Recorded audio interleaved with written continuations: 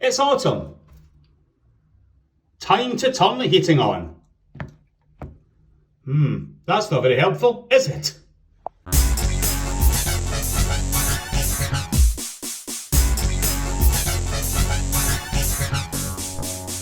I'm Alistair McIntosh, welcoming you to this week's edition of First Things First.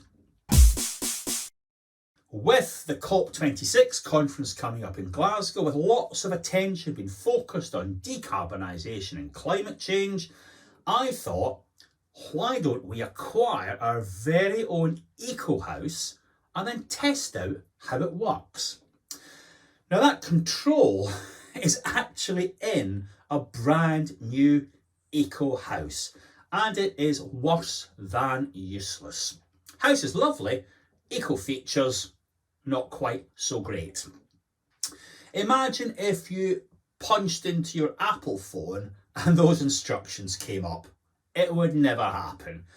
James Watt arguably invented the instruction manual. He certainly invented the steam engine and many other fine devices. And typically what he would do is glue very brief instructions onto any machine he invented so that folk knew how to operate it safely and reliably. So those eco controls in that property are actually anti-engineering. Why does this matter to us? Well, Fionn Stevenson has written an excellent book. Here it is, Housing Fit for Purpose. And what Fionn did was survey lots of eco homes and homes that were supposed to be energy efficient. And in almost every case, they didn't perform in line with the specifications. Why was that? Well, amongst the reasons were overly complex instructions and poor handover procedures. We see that in our current eco houses. Some of the controls, let me tell you, you need to be Homer Simpson in order to understand how to work these. So that's the first problem we've got. Folk aren't able to work the controls because they are just beyond understanding. Second problem is that we never prototype houses. We never test out how they're actually going to perform in terms of energy efficiency and decarbonisation.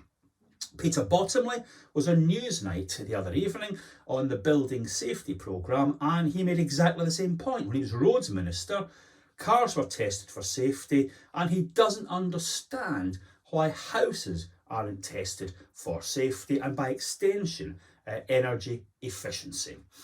So I think prototyping has to be introduced.